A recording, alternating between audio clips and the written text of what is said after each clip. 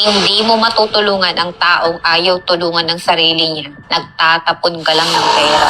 Paulit-ulit mong ginagawa. Binibigyan mo ng pera, binibigyan mo ng chance, ng trabaho. Binabayaran mo nga pati utang niya, pati problema niya, sinasalo mo.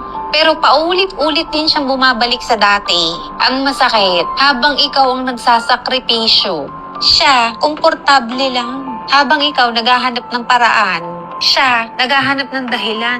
Ikaw, naniniwala ka pa magbabago siya? Siya mismo katawan niya yan. Wala siyang balak magbago. Kaya kahit anong tulong mo, hindi niya pinapahalagahan. Hindi niya inaayos ang buhay niya. Hindi niya ginagamit ang pagkakataon na binigay mo. Hindi rin siya natututo sa pagkakamali. Inuulit lang niya ang parehong problema. Tapos sasabihin mo, bakit parang walang nangyayari kahit ang dami ko nang naitulong?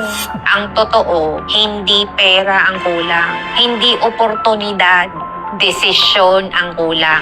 Hanggat ayaw niyang baguhin ang sarili niya, walang tulong na sapat. Ang dapat mong gawin, tulungan ang gustong bumangon. Gabayan mo ang handang matuto. Mag-invest ka sa taong may aksyon. Huwag ubusin ang sarili sa taong ayaw kumilos. Hindi mo responsibilidad na iligtas ang taong tumatangging iligtas ang sarili niya kapag wala ang kagustuhang magbago. Kahit gaano kalaki ang ibigay mo, mauubos lang ang pera, oras at pagod mo.